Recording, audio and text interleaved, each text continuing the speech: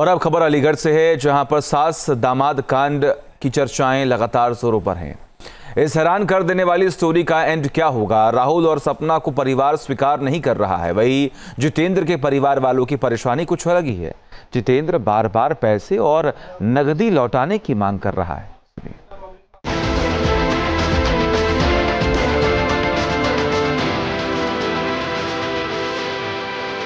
क्या कोई होने वाली सास बन पाएगी होने वाले दामाद की दुल्हनिया?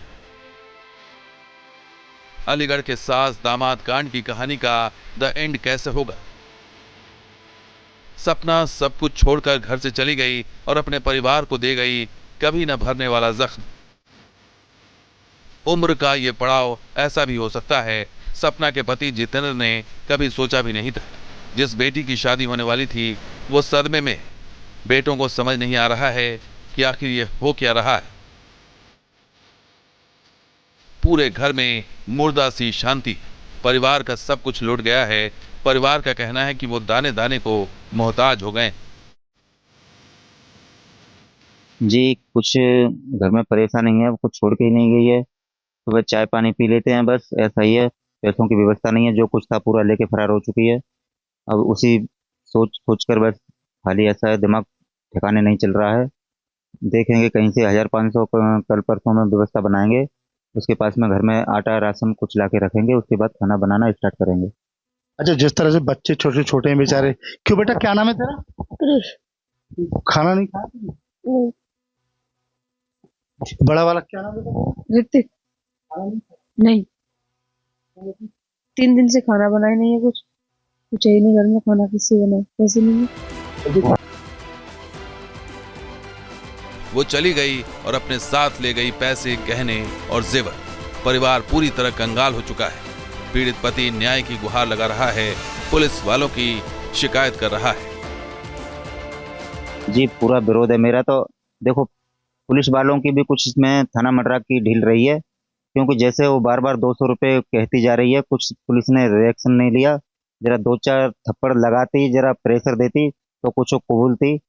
उसके ऊपर उसको 200 रुपये बताती रही हो, उसकी मानती रहे। और मैं जिस दिन से वो गई है, मैं उसी बात को बार बार दोहराता रहा हूँ। 3.5 लाख रुपए कैश, 5.5 लाख रुपए का जेवरात। मेरी पुलिस वालों ने कुछ रिएक्शन लिया ही नहीं है मेरे ऊपर। तो उन्होंने जैसे उसने फर्स्ट बार जो 200 रुपये बोला था, वो 200 रुपये से एंड तक उनकी वही बात चलती रही है। क्योंकि पुलिस वालों को ऐसा है, थाने से 2 आदमी अपना भेजना था गांव में। जितेंद्र झूठ बोल रहा है या सही बोल रहा था, अभी तक मडरा थाना से कोई पुलिस उनकारी करने के लिए नहीं आई है। गांव में जितने मुंह उतनी बातें। घर की मालकिन चली गई, समाज के सामने जलील हो रहे हैं। बेटी का रिश्ता कैसे होगा समझ नहीं आ रहा। पुलिस प्रशासन भी कुछ नहीं कर रहा। गांव के लोग भी पुलिस कार्रवाई पर सवाल उठा रहे हैं। हाँ, है वो तो है वो। और फिर तू ना समझ रही तो तू हमारा जो वस्तु ले गई वो तो दे। वो ना दे रहे, थाने वाले तो कुछ भी नहीं कर रहे। हमसे तो बात ही ना कर रहे थाने वाले। गांव में कोई काम करने आए तो कोई नहीं आया।